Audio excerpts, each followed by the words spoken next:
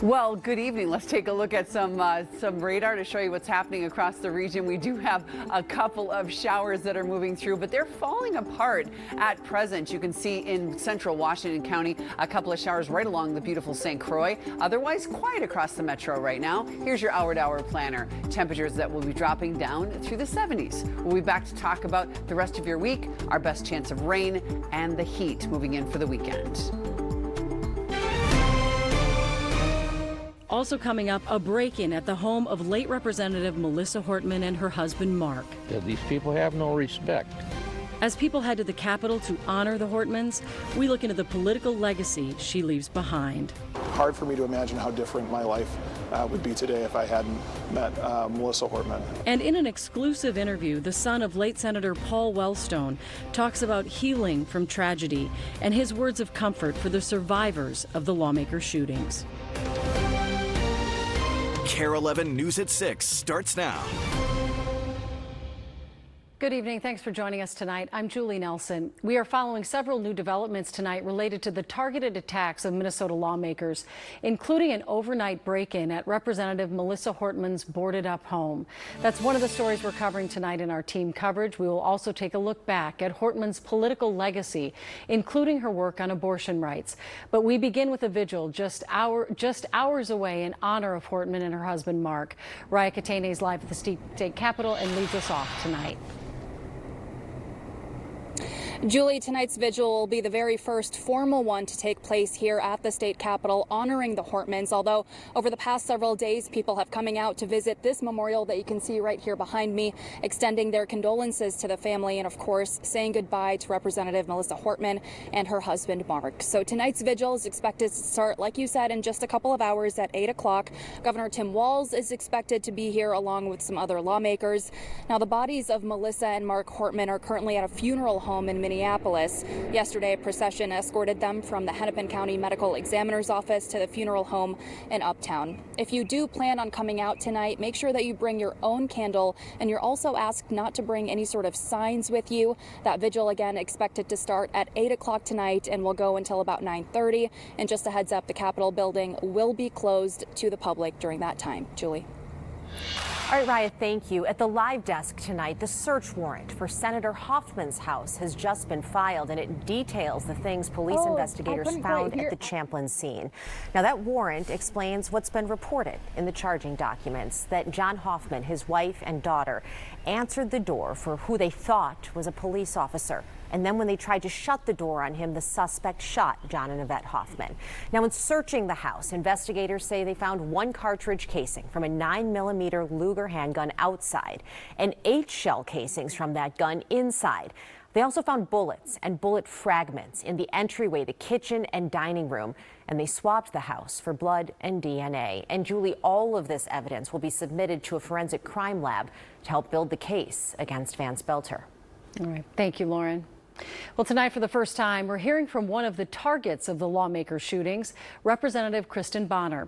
The accused shooter, Vance Belter, visited her home in Maple Grove on Saturday night, but thankfully she and her family were not home. In a lengthy statement, Bonner expressed her devastation over losing her leader, mentor, and friend, Melissa, and her husband, Mark. She went on to say, quote, "The past several days have been surrounded by so much grief and fear. This senseless violence came to my door as well, placing me and my family in harm's way.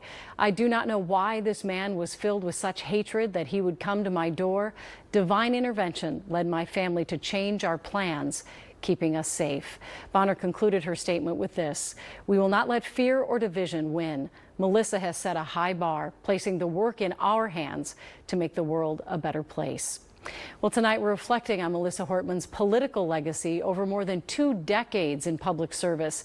Danny Spivak is here with a closer look at her impact. Danny? Well, Julie, Melissa Hortman served her entire career in the Minnesota House of Representatives. She quickly rose into the ranks of DFL leadership, and as Speaker for 6 years, she commanded respect on both sides of the aisle. It's absolutely inexcusable, and the jury. As a young attorney, Melissa Hortman made her first bid for the Minnesota House in 1998. She lost that year and again in 2002, before finally breaking through in 2004. I met Melissa Hortman when I was 18 years old. Representative Zach Stevenson worked on Hortman's early campaigns and managed her successful 2004 election. Melissa grew up in a working class community in Anoka County, and a lot of that, those values shaped her all the way through. In her first years at the Capitol, Hortman pushed for Minnesota to host the Olympics. Take a look at what goes into making a bid. And argued for lower college costs. And they're reeling from it. After rising to House DFL Minority Leader in 2017, Hortman wasn't afraid to call out colleagues. I'm really tired of watching women of color, in particular, being ignored. Hortman became House Speaker in 2019 when the DFL took the majority. I do. And after the DFL swept control of the whole legislature in 2023, she led the party's efforts to protect abortion rights, legalize recreational marijuana, and implement paid family and medical leave. There's been a lot of things we've been able to get done that we've been trying to do. These were policies that Republicans like Lisa Dameth opposed. Even though obviously we're not aligned politically on things, we had more in common than the things that we disagreed on. When Dameth took over Speaker this year in a tied House, she modeled the role after Hortman. That's the example that I have, and what a fabulous example of a leader. Now, the House DFL and Hortman's former campaign manager, Zach Stevenson, must somehow move forward. Because of Melissa's leadership style, where she invested in others, lifted other people up, gave other people opportunities, there's a host of people here at the Capitol who are ready to continue her work and make sure that her legacy lives on. In her first political campaign in 1998, Hortman ran on a platform of education funding. Last week, when I asked her what her proudest accomplishment from this past session was, she said it was education funding, which will be preserved at the rate of inflation in this next budget. Julie. Great story. Still so unbelievable she's gone. Danny, thank you. Well, part of Hortman's legacy was advocating for abortion rights. A memorial for her put together by Unrestrict Minnesota for activists and abortion providers is getting underway right now. Our Morgan Wolf is there live. Morgan? Well, Julie, in less than 20 minutes, we are set to hear from the State Attorney General, who will be speaking at this memorial, along with lawmakers that worked alongside Representative Hortman. They particularly wanted this to be a safe space for people to remember her legacy and work around abortion rights. And I have to say, there is extensive security also at this memorial, and it was not open to the public. It was a private invite, and there were security guards checking everyone as they walk into the building, and that just goes to show you the amount of fear that this community is experiencing right now. As federal investigators found, a list of Democratic lawmakers in notebooks of Vance Belter, and then also included some abortion clinics and providers. So right now, I was told the organizers wanted to hold this space for people to grieve, but also to recalibrate and to appreciate Melissa Hortman's legacy. As you can hear, it's starting right now, so I'll toss it back to you. All right, thank you, Morgan. Well, the cities of Brooklyn Park, where the Hortmans were killed, and Champlin, where the Hoffmans were shot multiple times, will hold a joint community event and update on Friday. Mayors from both cities will be in attendance to facilitate conversation and offer resources. That's coming up Friday night from 5:30 to 7:30 p.m. at Champlin Park High School. Brooklyn Park police are back at the Hortmans' home investigating another crime. Officers say someone ripped the plywood off a window and broke in overnight. Victor Huckabo spoke to neighbors who are understandably outraged. Victor?